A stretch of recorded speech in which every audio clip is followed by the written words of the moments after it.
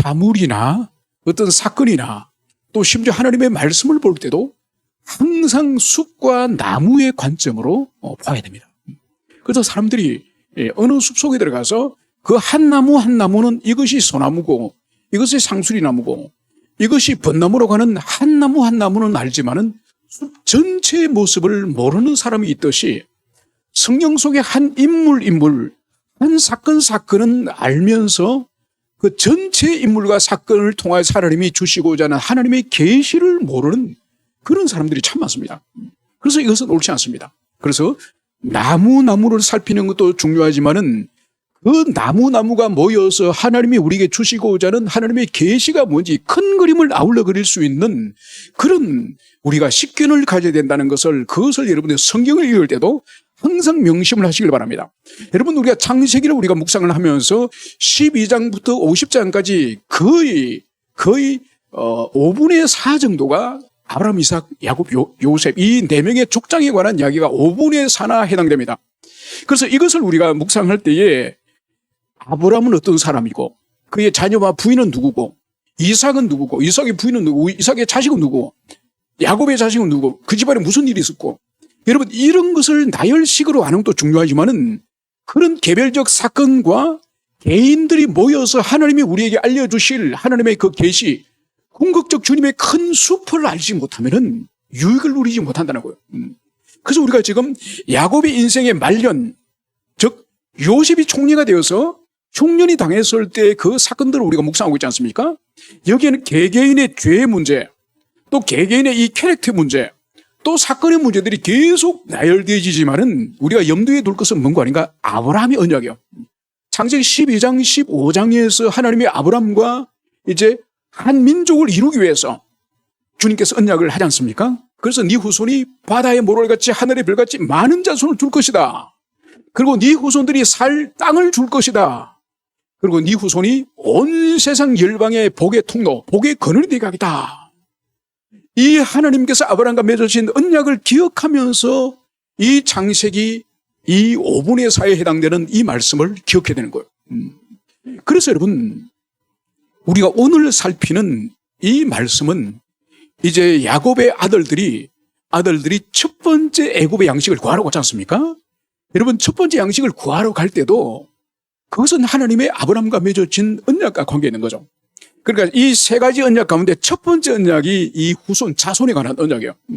그래서 하늘의 별과 같이 바다 모래같이 많은 자손을 주시겠다고 약속을 하시면서 그때 하나님 말씀하신 것이 너희 후손이 이방 땅에 갈 것이다.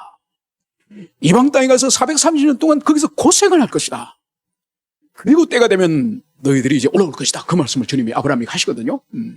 그러면 올라온다는 말씀, 큰 민족을 이루어서 올라온다는 이 말씀의 전제는 뭔가요? 언젠가는 내려간다는 뜻이에요. 430년 전에 내려간다는 뜻이에요. 그래서 후손을 만들기 위해서 주님이 사용하시는 방법이 바로 뭐죠? 요셉을 먼저 보내는 거예요. 요셉을 먼저 보내는데 먼저 요셉에게 어떻게 보냅니까? 아버지 야곱이 애굽에 좀 다녀오느라 이래 보냅니까? 아니에요.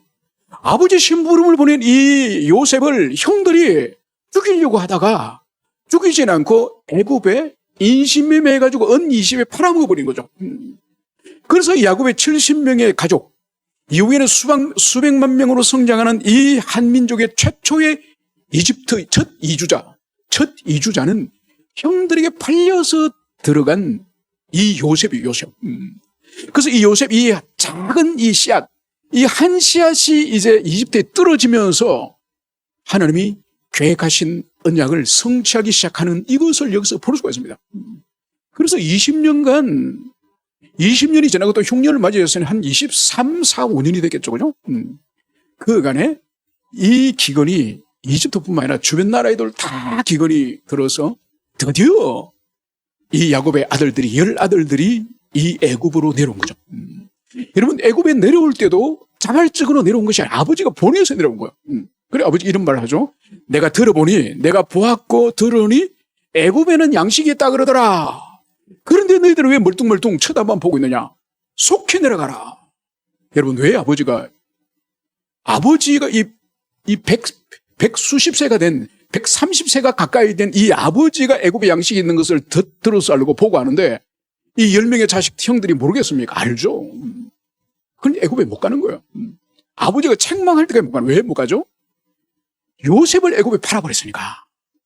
요셉이 애굽의 상인들에게 팔려서 내려갔으니까 이 10명의 형들의 가슴에는 애굽이라는 단어만 떠오르면은 자라 소뚜껑을 보고 자라 본 것처럼 그리 놀라는 거야. 그래서 애굽에 양식이 있다는 걸 다 알아요. 알아도 애굽에 가자고 누구도 말 못하는 것. 왜냐하면 거기에 이 요셉을 팔아서 거기서 요셉이 죽었을 가능성이 있기 때문에. 그래서야 아버지가 책망을 해가지고 이들이 가지 않습니까? 그런데 내려가서 무슨 일을 당했죠? 자기들 어리버리해가지고 애굽에 갔는데 딱 이 요셉 눈에 딱 걸린 거죠. 그래서 어떤 누명을 씁니까? 너희들은 스파이다, 간첩이다, 정탐꾼이다. 그러니까 이들이 자기를 변호한다고 저희들은 정탐꾼이 아닌데요. 우리 아버지는 가나안에 있는 한 사람 아버지의 우리의 12자식입니다. 한 명은 지금 막내는 아버지와 같이 있고 한 명은 없어졌습니다. 그래서 우리 10명입니다. 그러니까 말하지 않을 것을 너무 많이 말해버린 거죠. 그러니까 요셉이 어떻게 합니까? 너희들이 정탐꾼이 아니라고 증명을 해라. 그 증명은 뭔가 하니까 너희 아버지와 함께 있다고 하는 동생, 너희 막내 동생, 그 동생을 데리고 와라. 그 동생을 데리고 오지 않으면 너희들은 간첩이다. 너희들은 살 수 없다. 그러면서 한 명만 인질로 잡죠, 그죠? 한 명만 감옥에 집어넣고 그 사람이 바로 시몬, 그죠? 시몬만 감옥에 넣어놓고 나머지 9명을 다 돌려보냅니다. 그래서 올라가서 이제 아버지한테 이실직고를 할 거지 않습니까? 여차저차해서 시몬은 거기 지금 잡혀 있습니다. 그래서 우리만 지금 올라왔습니다. 그래서 이 베냐민을 데리고 가야 다음에 양식 살 때는 데리고 가야 이 시몬도 우리가 데리고 올 수 있고 양식도 사올 수 있습니다. 그러니까 이 아버지 야곱이 완전히 이 뚜껑이 열리고 속이 뒤집어지는 거죠. 그 이야기가 오늘 42장에 있는 말미에 있는 이 말씀인 것을 볼 수 있습니다. 그래서 이렇게 말하는 거죠. 그들의 아버지 야곱이 그들에게 이르되 너희가 나에게서 내 자식을 잃게 하는도다. 요셉도 없어졌고 시몬도 없어졌거늘 베냐민을 또 빼앗아가고자 하니 이는 다 나를 해롭게 하미로다. 여러분 벌써요 이 요셉은 20수년 전에 잃어버렸습니다. 그죠? 이미 죽었습니다. 이 아버지의 기억 속에는. 그리고 이번에 또 양식 사러 보냈더니 시몬이 또 잡혔네. 그러면서 또 베냐민을 또 내놔라는 거예요. 라헬 죽고 이 요셉을 그렇게 집착을 하다가 이 요셉을 잃어버렸지 않습니까? 그리고 이제 라헬의 하나 남은 유일한 이 혈육인 베냐민, 이 베냐민을 붙들고 지금까지 살아왔는데 이 베냐민마저도 내놓으라는 거예요. 그래서 오늘 로벤은 아버지를 이렇게 또 설득합니다. 내가 그를 아버지께 데리고 오지 아니하거든 내 두 아들을 죽이소서. 그를 내 손에 맡기소서. 내가 그를 아버지께로 데리고 오리다. 여러분 첫 번째 아들 이 장자 로벤은 요셉을 죽이려고 할 때도 죽이지 말자고 나선 사람이 로벤이지 않습니까? 오늘 이 시몬을 지금 이집트 잡혀있는 시몬을 데리고 와야 되겠죠? 그리고 이 베냐민을 같이 내려갔다가 또 데리고 와야 되겠죠? 아버지 내가 베냐민을 만약 못 데리고 오면은 내 자식, 내 아들 둘을 죽이십시오. 내 아들 둘의 생명을 맡기겠습니다. 그러면서 내가 반드시 베냐민을 다시 데리고 오겠습니다. 이것을 아버지에게 설득하는 것을 볼 수 있습니다. 그런데 오늘 38절에 보면 야곱의 생각은 전혀 다릅니다. 내 아들은 너희와 함께 내려가지 못하리니 그의 형은 죽고 그만 남았습니다. 만일 너희가 가는 길에 재난이 그에게 미치면 너희가 내 흰 머리를 슬퍼하며 서로 내려가게 함이 되리라. 여러분 로벤은 자기 두 아들의 생명을 담보로 하면서 만약 내가 베냐민을 못 데려오면 내 두 아들을 죽여도 좋습니다. 이 정도로 결단을 하면서 아버지를 설득하지만은 오늘 38절에서 아버지 야곱은 내 아들은 너희와 함께 내려가지 못하리니 이 아버지 야곱은 이 베냐민에 대한 집착을 포기하지 않습니다. 못 보낸다는 거예요. 너희가 같이 못 간다는 거예요. 여러분 그 정도로 이 야곱에게 있어서 이 베냐민은 철저한 집착의 대상. 그래서 이 야곱은 인생에 아주 욕심이 많지 않습니까? 보통 욕심이 많은 사람들이 어떤 큰 업적을 보통 거두죠, 그죠? 아무 그 욕심도 없고 아무 생각도 없고 이런 사람들은 인생에 뭐 편안하게나 살지면은 이루는 성과들은 거의 없지 않습니까? 그런데 이 야곱은 아주 욕심이 많고 그래서 집착이 많은 사람이에요. 그래서 처음에 이 사람이 집착을 가진 게 뭔가요? 장자권이에요, 장자권. 할아버지, 이 아브라함으로부터 자기 아버지가 받았던 이 장자권을 형 에서가 아니라 자신에게 뱃속에 있을 때부터 준다고 분명히 들었는데, 아니 아버지가 눈이 멀어가지고 지금 형에게 준다니 어머니와 공모해가지고 이 장자권에 대한 이 집착을 가지고 있는 거예요. 그리고 그래서 그 다음에 뭔가요? 이 화란에 있는 외갓집에 갔더니 그 외사촌이 라헬에 너무 예쁜 거예요. 그래서 이 라헬에게 눈이 꽂혀가지고 또 눈이 또 뒤집어집니다. 그래서 결혼하려고 7년간을 일을 했더니 이 첫날 밤 지나고 나서 보니까 아니 라헬이 아니야. 처형이야, 처형. 레아 처형이야. 그리고 또다시 7년을 또 일하지 않습니까? 14년을 일해가지고 이 라헬을 얻게 되는 거죠. 여러분 또 라헬을 얻게 되는 게 어떤 욕심이 있습니까? 이제 고향으로 돌아가야 될 텐데 빈손으로 돌아가면 되지 않습니까? 재산을 모아야 되죠. 그런데 이 라반 장인 이 인간이 얼마나 각자이고 얼마나 수전노인지 틈을 주지 않는 거죠. 그래서 이 야곱이 몸부림을 쳤을 때 하나님이 복을 주십니다. 도저히 있을 수 없는 그런 많은 짐승들 하나님 주시는 거죠. 여러분 그러고 나서 이제는 돌아와가지고 결국은 아기 낳다가 부인 라헬이 죽지 않습니까? 그래서 평생을 이 라헬이 자기 인생을 살게 하는 동력이 돼, 동력. 그래 동력이 꺼져버린 거예요. 여러분 동력이 꺼져버리니까 이 야곱이 어떻게 합니까? 이제는 라헬의 소생, 이 요셉에게 위에 형이 10명이나 있는데도 채색 옷을 입혀가 너는 일하지 말고 형들이 무슨 말 하는지 무슨 행동하는지 형들 잘 관리 감독해가지고 나한테 보고해. 그래서 이 요셉에게 이제 집착합니다. 집착은. 근데 요셉이 심부름 갔다가 죽었다고 그렇게 알려졌죠. 그러니까 이 야곱 영감이 이제는 유일하게 남은 이 베냐민만 이제 끼고 도는 거예요. 끼고 돌아. 여러분 여기서 볼 수 있는 것은 이 야곱이 이 4명의 족장 가운데서 하나님에 대한 경험, 하나님의 은총에 대한 경험에 있어서는 1등이에요. 1등. 할아버지 아브라함이나 아버지 이삭이나 아들 요셉보다가 이 야곱이 하나님을 얼마나 크게 만났습니까? 그래서 형에게 쫓겨서 도망갈 때 베델에서 하나님을 배웠지 않습니까? 그래서 하나님이 약속을 해주시고, 그리고 돌아올 때 또한 두려워서 에서 형이 두려워하고 있을 때에 어떻게 합니까? 하나님의 군대, 마하나임 하나님의 군대를 딱 만나지 않습니까? 그래서 너희 안전은 내가 보장한다. 그 약속을 받잖아요. 그래도 그거를 신뢰를 못해가지고 또 야복강에서 밤새도록 실험을 하잖아요. 그때 그리스도 예수께서 성육신하기 이전의 모습으로 오셔서 이 야곱에게 이제 이름을 바꿔주시고, 그리고 언약을 다시 확인하지 않습니까? 그리고 그곳을 이 야곱 본인이 버니엘이라고 이름을 짓지 않습니까? 얼마나 큰 영광의 경험을 합니까? 그죠? 그런데도 베델로 가지 않아요. 베델로 올라가서 하나님의 집을 짓고 제사를 드리겠다고 약속을 해놔놓고 가지 않아요.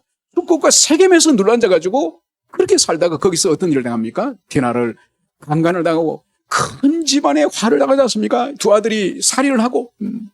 그때 하나님이 또다시 말씀해서 베델로 다시 올라가서 엘베델을 이제 부르게 되지 않습니까? 여러분 이 정도 되면 웬간한 사람 같은 경우는 고집을 다 꺾습니다. 다 꺾어요.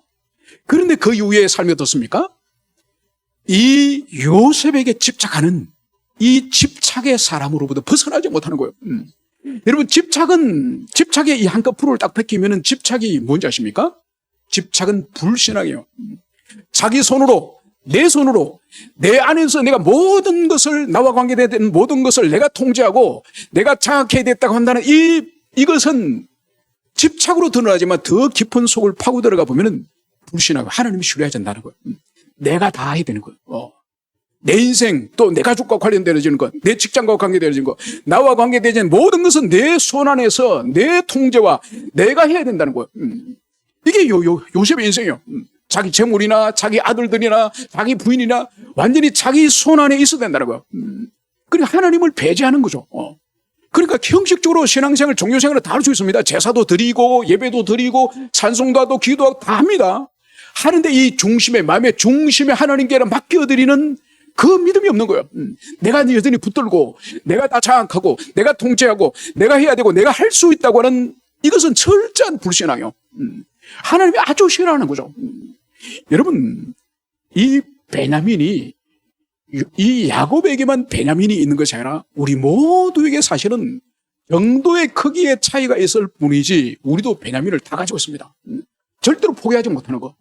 예를 든다면 돈 문제라고 하면 펄쩍대는 그렇게 은혜롭게 하다도 내게 물질적인 손해가 좀 된다면 완전히 돌변하는, 또 아니면은 내 명예나 내 자존심을 조금 더 말로서나 태도로서 내 자존심을 뭉개면은 도무지 못 참는, 또 아니면은 우리 자신의 건강의 문제, 건강이 완전히 우상이 되고 우리의 외모가 완전히 우상이 돼가지고 그렇게 막 외모라든지 건강을 위해서는 목숨을 걸고 투자를 하는, 또 아니면은 자신의 이 부부관계, 이 부부의 관계에 그토록 집착하는 그런 사람도 많습니다. 도무지 꼼짝하지 못하도록 오직 자기만 해바라기처럼 바라보도록 꼼짝 못하게 그런 사람들 세상에 얼마나 많은지 몰라요. 그래서 그렇게 배우자에게 집착을 해가지고 그것이 상대방에게 얼마나 고통이 되는지 몰라요. 자유를 주지 않아요. 여러분, 또 다른 것이 또 있죠. 또 자녀 문제, 대표적인 자녀 문제. 왜냐하면 자녀는 우리 배 속에서 태어납니다. 그래서 아주 작은 아기 때부터 우리가 먹여서 키워서 그렇기 때문에 항상 자기 손 안에 있는 줄 알아요. 사춘기가 되고 청년이 되고 성년이 되면은 하나님 앞에 그 아이를 세워가지고 하나님 앞에 그 아이가 살도록 가르쳐야 되는데 계속 자기 손 안에서 자기가 통제하고 자기가 조종하고 자기가 가스라이팅 해가지고 자기 뜻대로 아이를 움직이려 하는 이것이 이 어릴 때부터 해가지고 자녀가 자랐는데도 여전히 그러한 삶의 패턴을 가지고 있는 사람이 있습니다. 여러분, 어떤 형태의 집착이든지 이 집착은 불신앙이고, 집착은 결국은 우리에게 뭘 가져오는지 아십니까? 우리에게 고통과 고난을 가져와요. 여러분, 집착한 것은 집착한다고 절대로 성취되어지고 이루어지지 않아요. 왜냐하면 그것은 하나님의 관리의 대상이 하나님의 손 안에 있어야 될 것이에요. 그것을 자기 손 안에서 아무리 굴려봤자, 여러분, 어릴 때 저희들이 이 계란이 참 신기하더만요. 이 닭이 계란을 낳는데 이게 공처럼 생겼는데 매끈한 게, 그래서 어머니가 이렇게 이 쌀 위에 이 계란을 또 다 잘 올려놨더만요. 그러면 계란이 안 상한다고. 그래서 방구석에 이렇게 딱 계란을 이런 큰 대박 그릇에 딱 올려두면 우리 형제들이 이 계란이 너무 동글동글해 귀여우니까 계속 가지고 노는 거예요. 그래서 어머니가 항상 하시는 말씀이에요. 그러다가 깬다, 그러다 깬다. 마치 우리 집착하고 있는 것은 그렇게 우리가 가지고 놀면서 그렇게 집착을 하지만은 반드시 깨집니다. 그래서 우리가 집착하는 것은 절대로 성취되지 않아요. 그래서 그것을 집착이 강해지면 강해질수록 우리의 고통과 고난이 커지는 거예요. 상실감이 커지는 거예요. 그래서 이 집착은 야곱에게 있어서 어떻게 보면 집착은 우상이에요.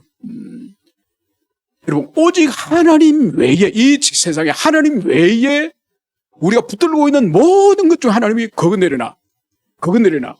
여러분, 하나님이 내려놔라고 말씀하시는 것은 다 내려놓을 수 있어야 돼요. 여러분, 오늘 이 본문의 제일 마지막에 야곱이 드디어 이 베냐민을 내려놓은 장면이 나옵니다. 평생에 집착하던 것을 이 야곱이 130세가 되어서 130년 만에 이 야곱이 드디어 집착을 내려놓는 사건이 바로 오늘 이 사건이에요. 그토록 우리 인간들이 가지고 집착을 내려놓기가 얼마나 힘든지, 여러분, 이거는 보이지 않는 형상으로서의 우상이에요. 우리 자신의 탐욕이기도 하고. 이제 이 야곱은 결코 자신은 자기 아들 내놓지 않겠다고 말을 하고 있는 것을 볼 수 있습니다. 바로 시간이 이제는 흘렀습니다. 그래서 오늘 43장으로 들어가면 그 땅에 기근이 심하고, 여러분, 집착하는 사람에게는 하나님이 기근을 보내십니다. 여러분, 이 기근은 여기서 그냥 흉년, 하늘이 막힌 비가 안 오는 그것을 말하지만은 영적 기근을 말할 것 같으면은 영적 기근은 아주 포괄적인 의미를 가지고 있습니다. 단순히 경제적으로 이제는 결핍 상태에 떨어져서 아주 가난하게 되는 것뿐만 아니라 이 기근은 우리 건강의 문제 또한 기근에 속하겠죠. 강건하게 건강에 아무 문제 없이 살다가 여러분 아침에 일어나서 잠자리 누웠다 일어나는 것도 이제 힘드는 그런 상태.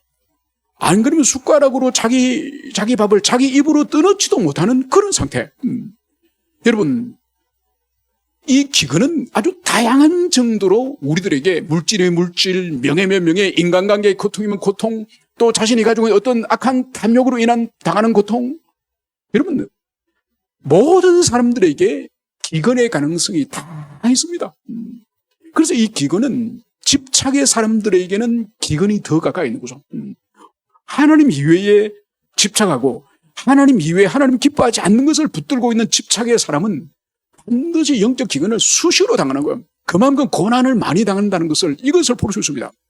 그래서 그 땅에 기근이 심하고 여러분 요셉이 분명히 파라오 꿈을 해석할 때에 7년의 풍년과 함께 흉년 기근 또한 7년이에요. 여러분 7년이 결코 짧은 세월이 아니에요. 여러분 얼마나 7년이 깁니까? 여러분 3일 여러분들이 굶어도 3일 굶어도 여러분 얼마나 힘들어요.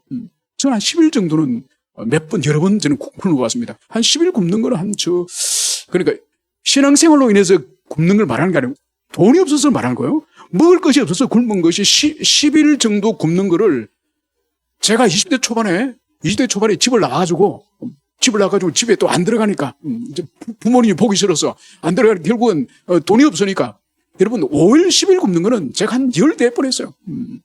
몇 년을 그렇게 제가 살았습니다. 여러분 이 기근이 오면 제일 먼저 뭐가 문제가 되는 거니까 이 본성이 왕이 돼요. 아프게 되면은 병 낫는 그거밖에 생각이 안 나는 거예요. 여러분 배고프면은 배불리 먹는 것밖에 생각이 안 들어요. 인간의 이 본성이 그 사람을 지배하게 돼 아주 비참한 짐승과 같은 수준으로 떨어지는 것이 바로 이 본성이 지배하는 인간이 되는 거예요. 그렇지 기근이 심하니 지금 애굽에는 지금 누가 있습니까? 애굽에는 시몬이 지금 감옥에 갇혀 있는 거예요. 갇혀 있는데도 이 아버지 야곱이나 이 형들 이 사람들이 동생을 구하러 애굽에 내려가지 못하는 거예요. 그래서 기근이 계속되니 이제 애굽에서 가져온 곡식을 다 먹었다고 성경이 기술하고 있습니다. 그래서 그의 아버지 야곱이 또다시 이제 아들들에게 말합니다. 다시 가서 우리를 위하여 양식을 조금 사오라. 여러분 결국은 기근이 계속되니 굶어 죽게 되었으니 또다시 아들을 보내는 것을 볼 수 있습니다. 바로 여기에 이제 네 번째 아들 유다가 이제 등장을 합니다. 여러분 42장에서는 루벤이 등장했죠. 아버지 이 베냐민을 같이 보내게 해주시면은 만약 베냐민을 못 데려오면은 제 두 아들 죽이세요. 이렇게 아버지를 설득했지만은 아버지에게 베냐민 말은 설득이 되지 않았습니다. 그런데 이제 네 번째 아들 유다가 이제 아버지를 설득하기 시작합니다.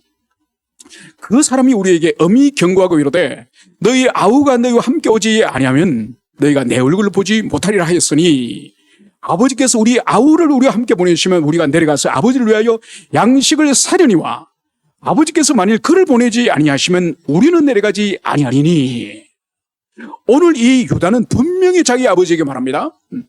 아버지는 무조건 내려가서 양식을 다시 사오라고 말했지만은 유다는 우리에게 그 총리라고 하는 사람이 분명히 말했습니다. 가서 베냐민 네 아우를 데리고 오지 않으면은 내 얼굴을 다시 보지 못한다. 곧 양식을 다시는 사갈 수 없다. 그래서 베냐민을 데리고 갈 때에 우리가 양식을 구해올 수 있습니다. 그래서 아버지께서 양식을 사기를 진정으로 원한다면은 베냐민을 주세요. 그럼 우리가 가겠습니다. 그런데 만약 아버지가 베냐민을 우리가 주지 않으면 우리는 안 갑니다. 이 말을 하는 것을 여기서 볼 수 있습니다. 여러분 유다의 말은 과장도 조금도 없고 유다에는 지금 아버지를 속이는 말이 없는 거예요. 진실함을 그대로 전하고 있습니다. 분명히 요셉이 동생 베냐민을 데리고 오지 않으면 너희들은 나를 볼 수 없다. 이 말을 분명히 했기 때문에 아버지를 지금 설득하는 이것을 여기서 볼 수가 있습니다. 그러면서 이 말을 들었던 이 야곱이 6절과 7절에서 이렇게 말을 하고 이렇게 답을 합니다. 먼저 야곱이 말을 합니다. 너희가 어찌하여 너희에게 또 다른 아우가 있다고 그 사람에게 말하여 나를 괴롭게 하였느냐. 여러분 아우가 있느냐고 이 요셉이 물어보지 않았습니다. 너희들이 정탐꾼이다. 그러니까 자신들이 정탐꾼이 아님을 증명하기 위해서 가족 증명서를 발급한 거예요. 그래서 원래 아버지가 12명의 아들 낳았는데 한 명은 집에 있고 한 명은 없어지고 우리가 10명입니다. 이 말한 거예요. 그리고 자기들 입을 스스로 온 형제사를 다 말해버린 거죠. 그러니까 이 야곱은 어찌하여 다른 아우 그 베냐민이 있다는 그 말까지 너희들이 했느냐. 그래서 나를 괴롭게 하느냐. 그래서 이제 그 아들들이 말합니다. 그 사람이 우리 가족에 대해서 자세히 묻기로 그리고 아버지가 살아계시냐 너희에게 아우가 있느냐 이렇게 묻기로 우리가 대답한 것뿐입니다. 그리고 아우를 데리고 오라고 말할 줄은 상상도 못했습니다. 이들의 말 또한 틀림이 없는 거예요. 자신들의 결백함을 증명하다 보니까 아우의 이야기까지 나왔고 그리고 결국은 그 아우를 데리고 가야 나라 볼 것이고, 데리고 가야 이제 앞으로 양식을 너희들이 살 수 있을 것이다. 데리고 가지 않으면 너희들은 정탐꾼이다. 이 말을 한 것을 여기서 볼 수 있습니다. 이때 유다가 났습니다. 8절 유다가 그의 아버지 이스라엘에게 이르되 저 아이를 나와 함께 보내시면 우리가 꼭 가리니 그러면 우리와 아버지와 우리 어린아이들이 다 살고 죽지 아니하리다. 이제 유다가 나서서 아버지를 또다시 설득합니다. 르우벤이 설득이 실패했다고 한다면은 이제 저 아이 베냐민을 나와 함께 보내시면은 우리가 곧 가겠습니다. 그러면 양식을 사오면은 아버지와 우리 모두와 자식들이 죽지 않습니다. 그러면서 9절은 오늘 이 유다가 아버지에게 이렇게 대답을 합니다. 내가 그를 위하여 담보가 되오노니 아버지께서 내 손에서 그를 찾으소서. 내가 만일 그를 아버지께 데려다가 아버지 앞에 두지 아니하면 내가 영원히 죄를 지으리다.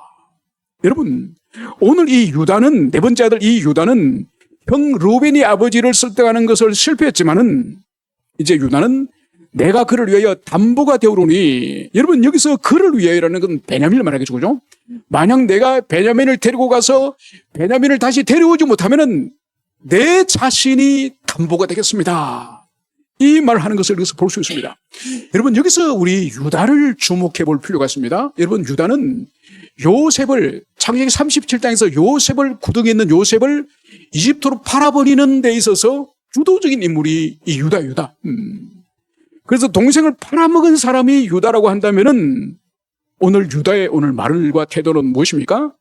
오늘 유다는 베냐민 동생을 위해서 자신이 담보가 되겠습니다. 아버지, 만약 데려오지 않으면은 내가 평생에 아버지 앞에 죄인이 되겠습니다. 이 말을 하는 것을 여기서 볼 수 있습니다. 여러분 여기서 오늘 유다의 변화된 모습을 우리가 발견할 수 있는 것을 볼 수 있습니다. 그래서 이 요셉을 팔아버리는 주도적인 임무를 하던 사람이 이제 이 베냐민을 데리고 가야 양식을 가져올 수 있고, 양식을 가져와야 그 집안 전체가 살아날 수 있고, 그 전체가 살아나야 앞으로 이스라엘 민족이 형성될 수 있기 때문에 오늘 이 유다는 자기를 담보하여서, 자기 생명을 이제 담보하여서 베냐민을 이제 찾아오겠습니다. 또 동생 시몬을 찾아오겠습니다. 이 말 하는 것을 여기서 볼 수 있습니다. 여러분 42장에 가면은 이제 요셉이 너희들은 정탐꾼이다. 그러면서 너희들은 이제 옥에 가둬야 되겠다 이 말 하지 않습니까? 그러면 실제로 3일 갇혀 있습니다. 그때에 이 형들이 이 영혼의 각성이 일어나는 거예요. 그러면서 서로 막 울고불고 합니다. 그때 뭘 말하는 거니까 그들이 20몇 년 전의 사건을 회상하는 거야. 그때 우리가 동생 요셉을 그렇게 살려달라고 애원하는 그 애원을 우리가 묵살하고 그를 팔아버렸도다. 그때 우리 손에 묻혔던 피가 이제 우리에게 돌아와도다. 막 거기서 그렇게 서로 자기들의 죄를 회개합니다. 그때 르우벤이 또 나서죠. 너희들이 내가 그를 해치지 말라고 그때 말하지 않았느냐. 내 말을 너희들이 듣지 않고 팔아버렸도다. 그래서 막 르우벤이 막 책망합니다. 여러분 이 말을 요셉 앞에서 하는 거예요. 그리고 이 형들은 요셉은 이집트 사람이기 때문에 이 히브리 말은 모르는 줄 알고 거기서 20몇 년 전에 자기들의 죄를 회개하고 르우벤은 너희들이 내 말을 듣지 않았다 그러고 이 요셉은 다 알아듣고 있는데 여러분 그러고 나서 감옥에 3일 있는 거예요. 감옥에 3일 있다가 시몬 한 사람만 계속 감옥에 구금시켜 놔놓고 9명은 양식을 가지고 야곱 아버지 집으로 보낸 거예요. 여러분 그때 3일 동안 감옥에서 그들이 무슨 대화를 나눴고 그리고 무슨 생각을 했는지 성경은 기록하고 있지 않습니다. 그런데 그들이 울고불고 하면서 요셉을 향한 그들의 이 악한 죄악에 대해서 그들이 회개했을 때에 그 연장선에서 3일 동안 감옥에서 무슨 생각과 무슨 말을 했는지는 우리가 추론해 볼 수 있는 거예요. 아마 거기서 깊은 자신들의 죄를 돌아보는, 그래서 이 요셉이 구덩이에서 떨어지고 그리고 요셉이 또 보디발의 그 감옥에도 갇힌 적이 있지 않습니까? 그 속에서 아마 요셉은 자기의 지나간 날의 그 형들에 대한 독성과 형들에 대한 교만을 아마 요셉은 그 도단의 그 웅덩이에서 깊이 생각했을 겁니다. 아버지가 채색 옷을 입혀준다고 덥석 그것을 입고 하나님이 꿈을 보여준다고 그것을 꿈자랑을 형들에 해가지고 형들의 자존심을 다 갈아뭉개고 그저 자신이 얼마나 독선적이고 자기 중심적이고 형들을 무시한 그런 잘못을 아마 도단의 그 구덩이에서 요셉은 깊이 생각했을 겁니다. 그처럼 형들도 이 애굽에 3일 동안 감옥에 있는 동안에 자신들이 아버지를 속이고 동생을 팔아버렸던 그 잘못에 대해서 아마 깊이 생각을 했을 겁니다. 바로 그 결과의 이 회개의 열매를 볼 수 있는 것이 오늘 이 유다의 변화예요. 그래서 유다가 이제 아버지 요셉을 만나서 그리고 베냐민을 내가 데려오지 못하면 내 자신이 담보가 되겠습니다. 베냐민의 생명에 대해서 내 자신의 생명이 담보가 되겠습니다. 이것을 말하는 것을 여기서 볼 수 있습니다. 그러면서 오늘 우리가 지체하지 아니었더라면 벌써 2번 갔다 왔으리다. 여러분 이것은 뭘 보여주는 거니까 이 형제들도 애굽에 내려가는 것이 얼마나 고통스러운지 얼마나 두려운지 애굽은 자신들이 팔아버린 이 요셉이 있는 곳이요. 또 가면은 또다시 총리 대신을 만나서 거기서 무슨 또 신문을 받을지 모르기 때문에 이 형제들도 애굽은 싫은 거예요. 야곱도 마찬가지죠. 야곱도 양식을 필요하는데 이 애굽에 가서 양식을 사오려면 베냐민을 보내야 되니까. 그저 진작에 내려가서 또 사오면 좋았을 텐데 차일필일 미루다가 오늘 이 유다의 말에 우리가 지체하지 않았더라면 벌써 2번 갔다 왔으리다. 그 정도로 이 모든 가족들이 애굽행을 지금 기피하는 이것을 볼 수 있습니다.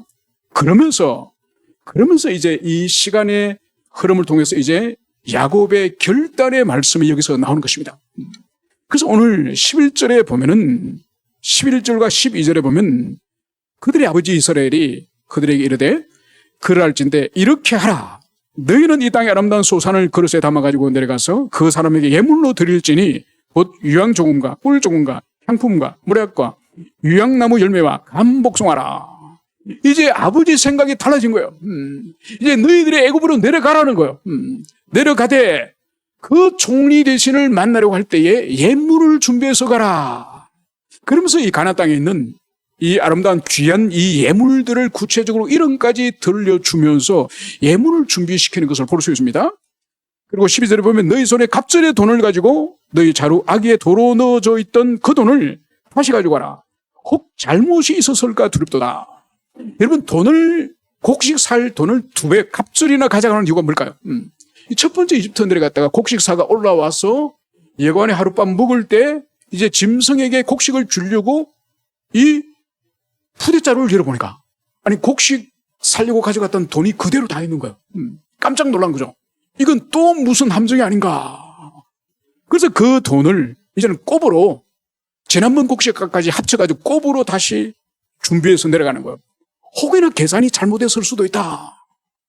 그러면서 이제 이 야곱은 무엇을 준비해야 될지를 구체적으로 알려줄 뿐만 아니라 이 13절에 이제 위대한 그의 신앙 고백을 하게 됩니다. 네 아우도 데리고 떠나 다시 그 사람에게 가라. 전능하신 하나님께서 그 사람 앞에서 너희에게 은혜를 베푸사 그 사람으로 너희 다른 형제와 베냐민을 돌려보내게 하시기를 원하노라. 내가 자식을 잃게 되면 이르리로다.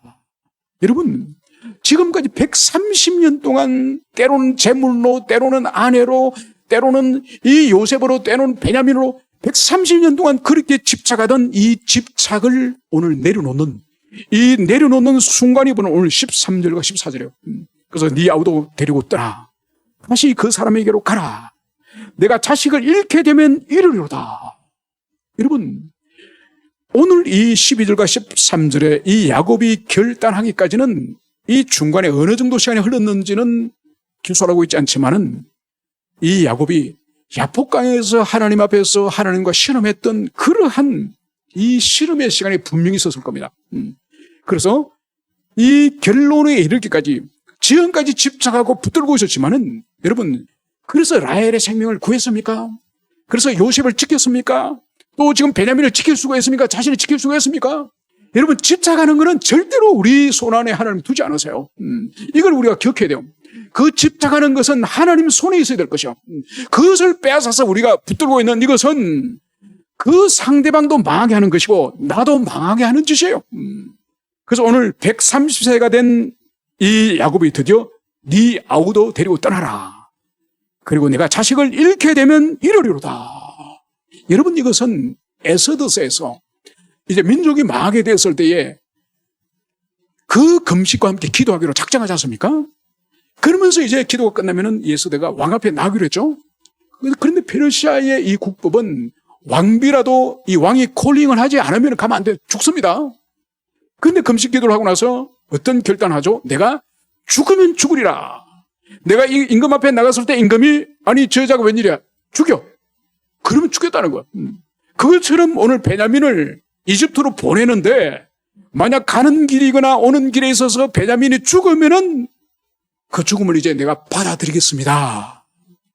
여러분 여기서 볼 수 있는 것이 바로 뭔가니까 이 집착을 완전히 내려놓는 이 모습을 여기서 볼 수 있는 거예요. 여러분 어떤 사람은 그러면 내가 지금까지 붙들고 있던 것을 그냥 내팽개 치란 말입니까? 방치하란 말입니까? 여러분 그게 아니에요. 여러분 집착을 내려놓는다는 것은 하나님께 돌려드리는 것을 말하는 거예요. 여러분 하나님께 돌려드리는 것의 구체적인 모습이 뭐냐? 첫째는 지금까지 집착하고 근심하고 염려했던 그 대상을 향해서 집착과 근심이 아니라 기도하라는 거예요. 그래서 하나님께 맡겨드린 최고의 방법은 하나님께 그 대상을 향해서 하나님이 도우시고 보호하시고 복주시기를 기도하는 행위예요. 이거 이제 첫 번째고 두 번째로는 하나님께 맡겨드린다는 뜻이 두 번째는 뭐냐? 그 대상에게 하나님과 관계가 형성되도록 돕는 거예요.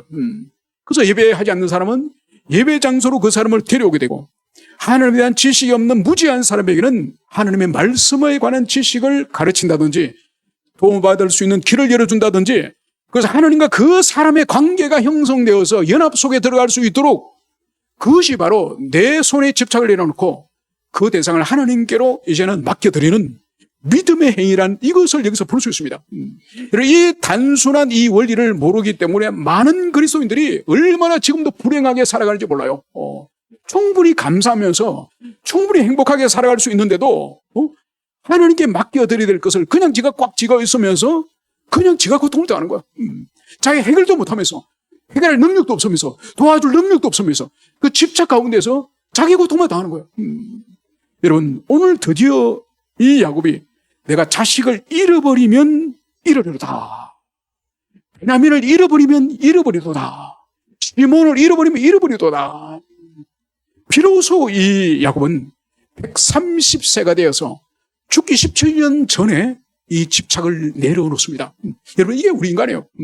얼마나 우리가 고집이 세고 배역하고 불순종하고 하나님의 뜻을 모르는 것이 아니라 알고 있지만 순종하지 못하는 알고 있지만 실행하지 못하는 그래서 끊임없이 집착으로 인한 그것으로 인한 고통 속에서 우리가 살아가는 거예요. 여러분 그래서 하나님의 계명에 순종하지 않는 고집과 집착의 삶은 하나님께서 심지어 지옥의 고통을 맛보게 하는 것이 바로 그거예요. 여러분 하나님께서 우리가 모두가 행복하길 바라세요. 정말 자유하고 행복하길 바라는데 여러분 대부분의 불행과 대부분의 고통은 뭔가요? 그건 자기의 집착과 자기 욕심으로 거의 대부분 당하는 거예요. 말씀대로 단순히 순종하고 말씀대로 살면은 여러분 무한한 자유와 행복을 하나님이 우리에게 보장해 주시는 거예요. 여러분 그래서 오늘 이제 이 베냐민을 이제는 내어주고 자식을 이제는 죽으면 죽겠다는 이것을 받아들인 이후로 이제 이 야곱에 남아있는 17년의 인생은 더 이상 고난과 시험이 없습니다. 이제 완전히 통과해버린 거죠. 이것은 마치 아브라함이 그가 이 이삭을 그렇게 붙들고 집착을 했지 않습니까? 그 이삭을 이제는 모리아산 가서 이제는 이 아이를 하나님께 죽여서 드리겠다고 딱 칼을 드는 순간 이제 그는 자기 인생의 마지막 시험을 통과해버리지 않습니까? 그래서 아브라함도 그 시험이 마지막 시험이에요.